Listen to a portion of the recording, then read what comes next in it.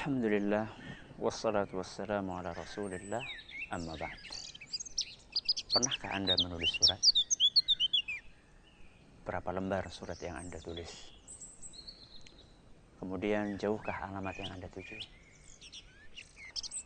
Anda mungkin pernah menulis surat 10 lembar misalnya pada seorang teman lama Anda. Karena Anda begitu rindu dengan dia, Anda curahkan seluruh isi hati Anda. Kemudian karena Anda pengen cepat surat itu sampai, Anda menggunakan jasa pengiriman yang kilat khusus. Kalau perlu ada yang double kilat khusus. Setelah Anda tunggu sehari, 2 hari, 3 hari, 4 hari, ternyata gak ada balasan. Sebulan gak ada balasan. Ketika dicek ke jasa pengiriman, ternyata suratnya balik, alias alamat yang Anda tulis salah. Atau dengan kata lain, alamat Anda atau alamat yang Anda tulis adalah alamat palsu. Bagaimana perasaan Anda? Kecewa? Kesel? Atau bagaimana? Alamat palsu. Kalau kita ngirim surat, kemudian alamat yang kita tulis ternyata salah, maka surat itu tidak nyampe. Karena apa? Karena alamatnya yang salah. Kalau kita beribadah sama Allah, kita pengen nyampe ibadah itu sama Allah.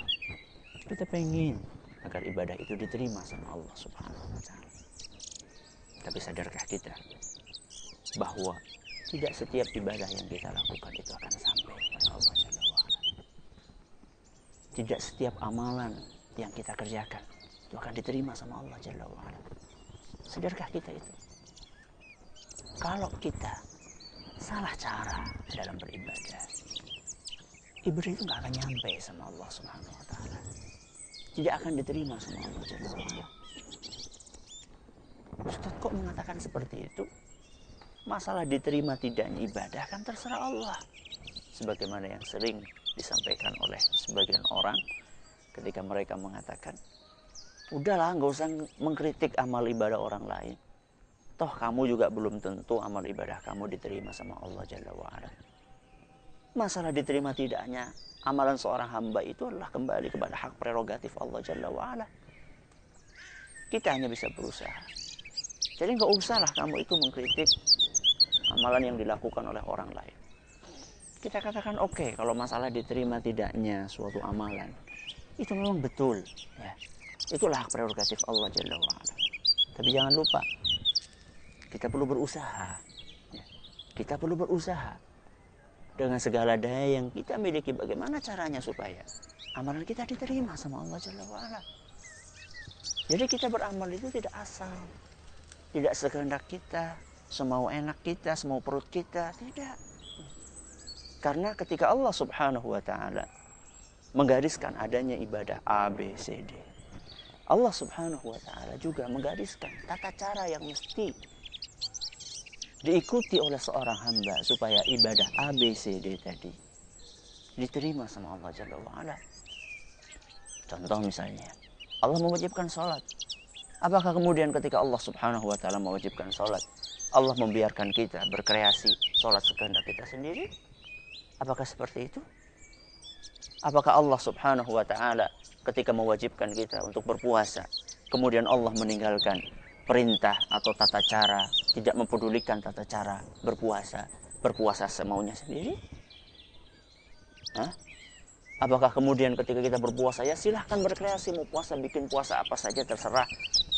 Mau bikin puasa pati geni, apa puasa ngebleng, atau puasa ngelowong, atau puasa ngidang, atau puasa mutih, terserah. Apakah seperti itu? Tidak. Ya. Ini yang perlu kita ingat. Kalau kita ingin ibadah kita diterima, ikuti aturan. Aturan yang sudah digariskan di dalam agama kita. Tidak semau sendiri. Wah, kita harus kreatif dong. Kreatif dalam apa? Kita harus berinovasi dong. Inovasi dalam apa? Inovasi dalam perkara dunia, oke, tafadhol, silahkan. Anda ingin berinovasi dalam perkara dunia, itu bagus. Selama tidak menabrak rambu-rambu agama kita. Tapi berinovasi dalam agama tidak bisa diterima. Kenapa? Karena kita sebagai seorang muslim dituntut untuk sami'na wa ata'na. mengikuti apa yang sudah digariskan oleh Nabi kita Sallallahu Alaihi Wasallam dalam perkara ibadah. Makanya beliau mewanti-wanti dalam sebuah hadis yang sahih yang diriwayatkan oleh Imam Muslim, "Man amila amalan laisa alaihi amruna fahuwa rad."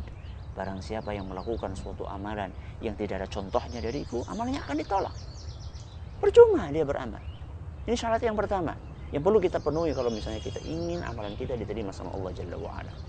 Syarat yang kedua adalah apa yang disebutkan oleh Allah Jalla wa'ala dalam banyak ayat di Al-Quran.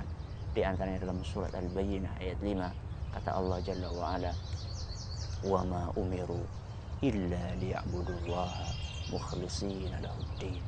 Kita itu tidak diperintahkan sama Allah kecuali untuk mengikhlaskan ibadah kita hanya untuknya, alias ikhlas dalam beribadah. Dua syarat, ikhlas dan sesuai dengan tuntunan Rasulullah SAW. Kalau Anda pengen amalan Anda diterima sama Allah Jalla wa'ala, selamat mencoba dan selamat mengikuti serta memenuhi dua syarat tersebut. Setiap ibadah yang kita lakukan, ikhlaskan semata karena Allah. Yang kedua, cari betul apakah ada tuntunannya dari Nabi SAW atau tidak, dan berusaha sedetil mungkin dalam beribadah. Semoga amal ibadah kita diterima sama Allah Jalla wa'ala. Wallahu ta'ala a'la wa alam. Subhanakallahumma bihamdika asyhadu an la ilaha illa anta astaghfiruka wa atubu ilaik. Sallallahu ala nabiyyina Muhammadin wa ala alihi washabbihi ajma'in. Assalamualaikum warahmatullahi wabarakatuh.